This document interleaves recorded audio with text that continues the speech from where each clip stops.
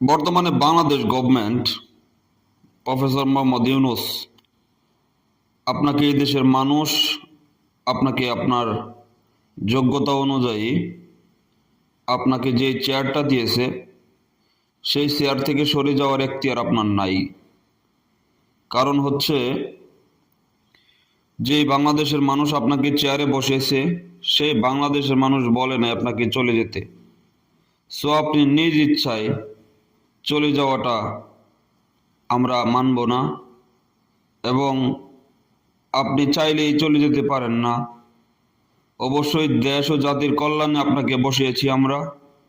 So আপনি সর্বোচ্চ দেশের যা করার করে তারপরে যদি আমরা দেখি যে না ঠিক আছে, দেশের মানুষ যদি খুশি হয়, তখন আপনি যদি কি চলে যেতে চান তখন আপনি আমাদের কাছ থেকে বিদায় নিতে পারবেন। তার আগে আপনাদেরকে চেয়ার থেকে যাওয়ার জন্য কেউ বলবেও না এবং জোরও করবে না। এবং প্রত্যেকটা বাংলাদেশের প্রত্যেকটা দল ভিতরে ভিতরে কান্নাকাটি করতেছে, তারপরে তো ছিঁড়ে ফেলে খেয়ে দিবে দেশটা। হ্যাঁ, আপনি চলে গেলে উপরে উপরে এক কথা, ভিতরে ভিতরে কান্নাকাটি। সো আসলে সবাই বোঝার চেষ্টা করেন, কিছুদিন অপেক্ষা করেন, দেশটা সুন্দর একটা পরিস্থিতিতে যাক। আর আমি তো মনে করি কি, ইন্ডিয়া পাকিস্তান যখন যুদ্ধ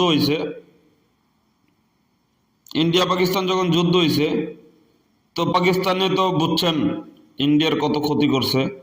এখন ইন্ডিয়া তো বলতেছে যে না আমরা ক্ষতি হই নাই বা করছি বা এনতেন বোঝাইতেছে। যাই হোক, এর ভিতর দিয়ে কি করছে একটা জিনিস চিন্তা করেন, পাকিস্তান কি ট্যালেন্ট, আর চীনও কত বন্ধুসুলভ আচরণ করতেছে পাকিস্তানের সাথে।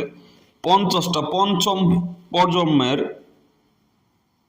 যুদ্ধ বিমান দিচ্ছে পাকিস্তানকে, পঞ্চম প্রজন্মের, বুঝতে পারছেন?